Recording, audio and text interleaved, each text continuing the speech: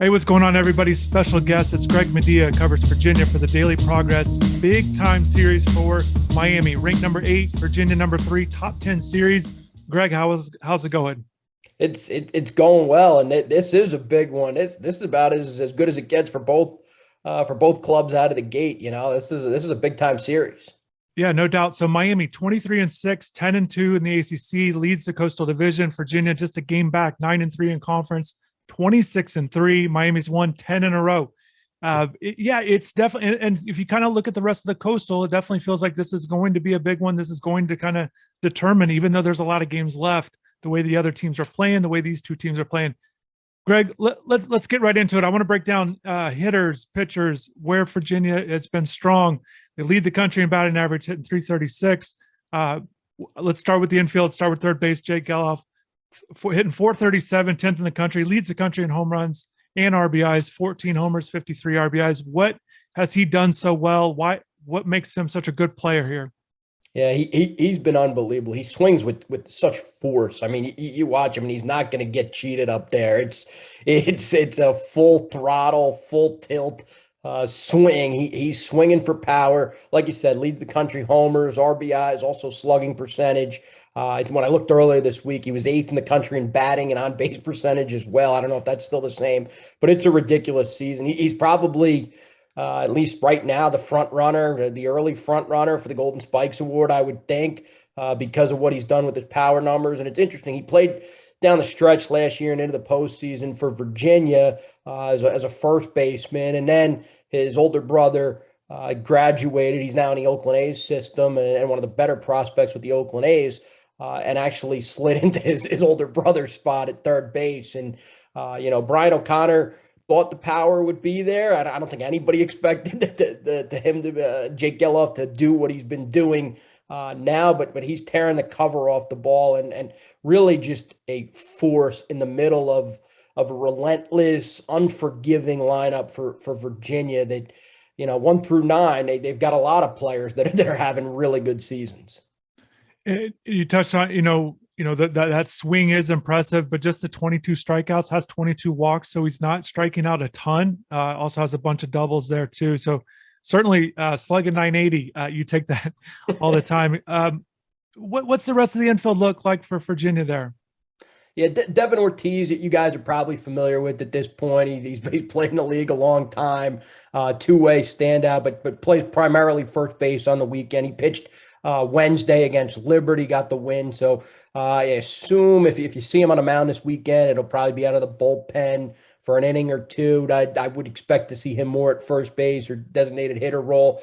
I think he's up to 14 multi-hit games this year. He's been really good for them. Steady presence. He hits right in front of Geloff in the 3-hole. At second base, you've kind of got a platoon between Max Codier and then a freshman, Justin Rubin. Rubin, you'd probably see play against lefties. Codier, you'd probably see play against righties. That's kind of what it's been recently. Codier had a 5 RBI game the other day, though, and got to start again yesterday. So it's kind of been a platoon. You'll see one of those two guys. Both of them will hit out of the 9-hole. Shortstop is a freshman, Griffo Farrell. Impressive kid. First-year player, and just he's been everything and more they could ask. He's defending well at short, and then he's hitting in the leadoff spot, right? And that's not an easy task for a freshman, especially with Virginia scoring as many runs as it has this year. He's getting 5, 6, maybe 7 at-bats a game because of how often that lineup turns over. So he's been good. And, of course, then there's Geloff at third base. So you look at that infield, very steady. Kyle Teal behind the dish, who's, probably a future pro. He's got 3 grand slams this year, 5 homers, but the 3 of them have been grand slams. So he's had a nice season as well. Probably looking for a little more power, but at least when he's had the power, it's been with people on base. Yeah, and speaking of grand slams and Miami's infield, I think Miami's infield is better than their outfield. And starting with the grand slams, Dominic Patelli coming off ACC Player of the Week, 2 grand slams in a series. First time that's ever happened at Miami for a player to do that in a weekend series. He's a guy that leads the home runs, only 6. It's not nothing crazy, but he's a defensive-minded shortstop. They're happy to get that production. Also leads the team in RBIs right now. He's certainly doing well, but he's at short. And then Miami goes with their third baseman, and that's where I find this series to be particularly interesting because Yo-Yo Morales is a guy that came in highly touted. He's putting up solid numbers, but not that explosion as a player. And I think there's more in there for him. Looking for one of these big series, maybe a 10 RBI type weekend, just something really impactful. And I think for Miami to continue its success, I think they need Morales to really, be one of those better players in the ACC like they think he is. They really think a lot of him. I just think that there's more production that he could do, and it would certainly help Miami. And then at first base, CJ Kafis, interesting guy. He could really hit. He leads off. He's not a guy that maybe that you would peg as this true leadoff guy, but they really like him there playing first and batting left-handed. And we'll get into that because I find that left-handed hitting interesting in this series. Right. And then Miami's got a freshman at second base, but pretty much all four of those guys have started at all the games this year. That's their four guys. And Gonzalez, has been in a rut a little bit, but they definitely are sticking with him. So, and then behind the plate from Miami, they got Max Romero there, the transfer from Vanderbilt. Has shown flashes. He's gone 16 games now without a multi-hit game. So certainly Miami needs him to break out because he is slotted in that cleanup role and they're leaving him there. So he's the catcher there. Greg, we did the rundowns there on the infields for both teams. It's certainly very interesting, kind of moving back a little bit with the hitters there in the outfield. How does Virginia look there? And also if you could touch on a little bit, what's made Virginia so successful, like you said, with up and down the lineup, and they're also stealing some bases. They're hitting home runs. It's kind of just a collection of production. Yeah, it's fascinating. I think just to kind of talk about the lineup as a whole, I think what they've done a really nice job of is situational hitting. They're not leaving a ton of men on base. In their loss to Georgia Tech this past Friday, then they took the next two games, but in their loss Friday, they left like 12 men on base. And talking to O'Connor after the game, he was just like, it's going to happen at some point where you don't get the clutch hit. But typically that's not been the case. They've always been able to punch back after the opponent scores. I was looking at it this morning, and I think in like 54 opportunities after the opponent scored, they've come back the next inning and scored 30 times. So it's like they've got this instant ability to get back in the game, keep adding on to a lead or keep the game tied. So I think that's really been a credit to them because they've hit with two strikes, they've hit with two outs, and it's been kind of a relentless approach. And one guy in the outfield who's kind of been in the middle of everything is Alex Tappan, veteran, fifth-year senior, came back, had the extra year because of the COVID situation and decided, I want to be the player everybody thinks I can be. He's done it for stretches throughout his career. Like he was really good in the postseason last year. I think between the ACC tournament, the NCAA postseason, I think he had 5 home runs in that span. But he's like, I need to do that over the course of a year to prove to everybody I can be a consistent player for a full college season. And he's done that so far. He hits behind Geloff in the lineup. So that 2 through 5 is just, it's really tough for an opposing pitcher between Teal, the catcher, then Ortiz, a veteran who understands how to hit in the college level, Geloff, who's just mashing the baseball and is going to swing really, really hard no matter who's on the mound, and then Tappan, who again knows how to handle the stick, veteran. They've also got nice contributions from Casey Sauke, right fielder, freshman, who worked his way into the lineup. I think he had a hitting streak as long as 20 games, I believe. His first 20 games he hit safely in. He's cooled off a little bit since, but certainly a good hitter. And Chris Newell, he's a veteran, junior. He hits for some power. He's going to strike out, though. So he's in that 6th spot behind Tappan. But up and down, they're going to put together really good at-bats, and they're going to be able to punch back when teams score on that. You touched on Tappan, another guy that's having a great year, 5th in the country in RBIs with 44. Yeah. And put that in perspective, Miami's top guys at 31. So quite a bit of a difference in terms of what those guys have been able to do. And certainly impressive. Miami's got a guy in center field that they really like. Jacob Burke kind of started out as a corner outfielder, kind of moved him into that center field spot, and he's batting 5th for Miami. And, they moved him to second at times, but they really like Coach Damari actually after Wednesday's game talked about that. They just really like Burke and his ability to bat behind those guys, and also that righty lefty kind of swinging back and forth. They like that right-handed batting fifth there. Burke's done well. He's a guy that's been pretty consistent for him.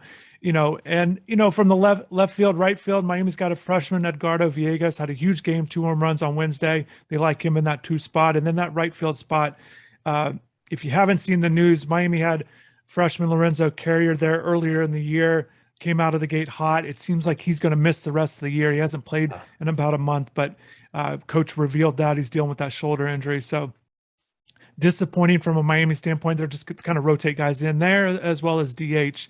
It's certainly interesting. Miami's done a good job of kind of just staying afloat. They're not, they're hitting 289 as a team, which ranks 62nd. It's nothing. They're scoring runs, but they don't have these gaudy numbers. And I think they're just kind of steady, whatever the game kind of dictates. They're kind of just staying in games and grinding it out. And I feel like this is a big series for Miami because of how they performed against Florida earlier in the year when Florida was ranked and Miami just came up flat there. So certainly a big series for Miami to kind of get back facing a really good team here. The pitching, Greg, it's very interesting to me what we've talked a lot about, obviously the offensive production by Virginia, but 4th in the country in the ERA right now. Starting rotation, let's start with those guys. Can you talk about them and what they're bringing to the table? Because the numbers look great. Yeah, you're going to see all lefties this weekend. That's what Virginia's done with its rotation. At the top of the year, Brian O'Connor was like, those are our best guys. So that's what's going to happen is you're going to see all lefties with UVA.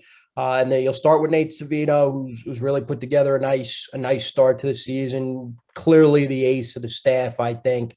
Will throw a lot of strikes. Got into a little bit trouble last week against Georgia Tech, and they got on him early. Had some hard hit balls, gave up 2 in the first, 2 in the second, and that made it tough for UVA to come back. But he's done a nice job overall this season. Had a great outing against Duke. So he's done a really nice job. Brian Gursky is their Saturday starter, transfer from Southern Cal. It's funny. He had 5 wins in his entire 4 years at Southern Cal. He had 5 in his first 5 times to the rotation at UVA. So it's been fascinating. I talked to him at length a little bit about what he had to do to improve, and it really was fastball location. He's always had a really good changeup.